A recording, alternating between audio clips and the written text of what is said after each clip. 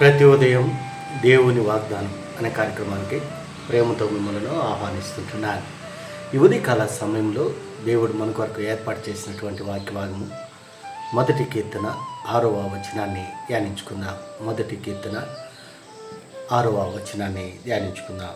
నీతిమంతుల మార్గము యెహోవాకు తెలియను, దుష్టుల మార్గము నాశనమునకు నడుపును.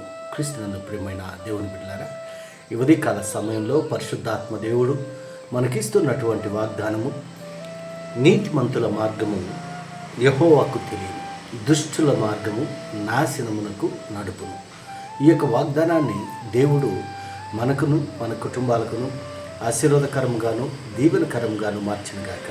ఈ యొక్క మాటలోని ఆత్మీయ సత్యాలను ఆత్మీయ అర్థాలను మనం గమనించినట్లయితే ఇక్కడ రెండు రకములైనటువంటి మనుషుల యొక్క స్వభావాలను మనం చూస్తూ ఉంటున్నాం. నీతిమంతులు మరి దుష్టులు, రెండు రకములైనటువంటి మనుషులు. నీతిమంతుల యొక్క మార్గము యెహోవాకు తెలియదు.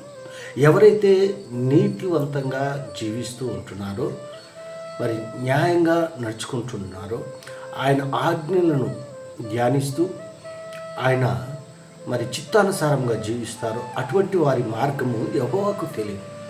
దుష్టులు మార్గం, దుష్టత్వము కలిగినటువంటి వారు, అటువంటి వారు మార్గము నాశనమునకు నడుపుతూ ఉంటుంది. అందుకే దేవుని యొక్క వాక్యంలో మనం గమనించినట్లయితే, నేనే మార్గమును సత్యమును జీవమునై ఉన్నాను అని పరిశుద్ధాత్మ దేవుడు మరి సెలవిస్తూ ఉంటున్నాడు. ఆయన మార్గము సరళమైనటువంటి మార్గం. ఆయన మార్గంలో నడిచినట్లయితే మరి ఆశీర్వదింపబడదాం. మరి ఇక్కడ మనం గమనించినట్లయితే ఏ రీతిగా ఉంటున్నారంటే, యెహోవా ధర్మశాస్త్రం నందు ఆనందించు దివారాత్రములు దాన్ని ధ్యానించువాడు ధన్యుడు.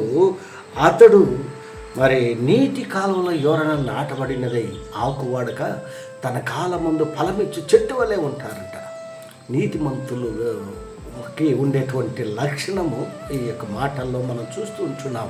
అదే రీతిగా దుష్టుల యొక్క మనస్తత్వం, దుష్టులు ఏ రీతిగా ఉంటున్నారంటే 4వ వచనంలో, దుష్టులు అలాగునుండక గాలి చెదరగొట్టు పొట్టువలేని ఉంటారు. మరి దుష్టులు వారి దుష్టత్వమును బట్టి, మరి వారి యొక్క క్రియలను బట్టి, వారి చేష్టలను బట్టి వారు ఏ రీతిగా ఉంటారంటే గాలి చెదరగొట్టు పొట్టువలే.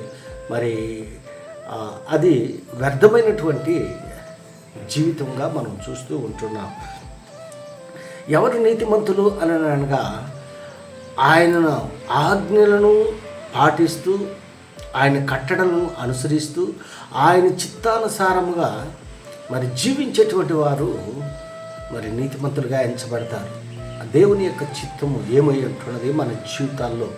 మనం నీతిమంతులుగా తీర్చబడాలి అంటే మనం చేయవలసినటువంటి కార్యము ఏంటి? అందుకే మొదటి మాటలో మనం చూస్తుంటున్నాం, దుష్టుల ఆలోచన చొప్పున నడవక, దుష్టుల ఆలోచన చొప్పున నడవకుండా, పాపుల మార్గాన నిలవకుండా, అపహాసకులు కూర్చుండ చోటను కూర్చుండక, యెహోవా ధర్మశాస్త్రం నందు ఆనందించు.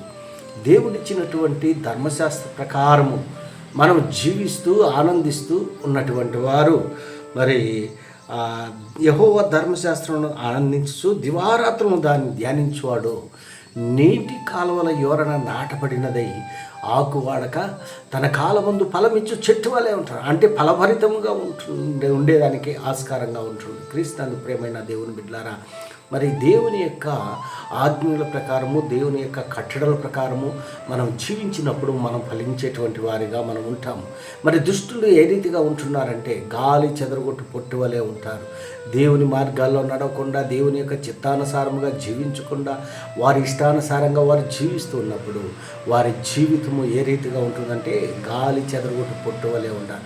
నాశనానికి వారి మార్గము నడుపుతూ ఉంటుంది. వారి ఆలోచనలు బట్టి, వారి దుష్టత్వాన్ని బట్టి, వారి పాప కార్యాలను బట్టి మరి నాశనానికి నడుపుతుంది. మరి నీతిమంతులు నీతిమంతుల యొక్క మార్గము ఆయనకి తెలుసు. ఆయనకి సమస్తము తెలుసు. ఎవరు నీతిమంతులు, ఎవరు దుష్టులు అనేది ఆయనకి సమస్తము తెలిసే ఉంటుంది. ఎందుకనగా ఆయన సర్వశక్తి కలిగినటువంటి దేవుడు. నీతిమంతులుగా మనం తీర్చబడాలంటే ఆయన ఆజ్ఞల ప్రకారం మనం జీవించినప్పుడు నీతిమంతులుగా మనము తీర్చబడతాము. అట్టి కృప దేవుడు నీకు నాకు దయచేయను గాక. దేవుడి యొక్క మాటలను మరెక్కువగా మీకును మీ కుటుంబాలకును ఆశీర్వాదకరంగాను దీవెనకరంగాను మార్చిన గాక. ఆమేన్.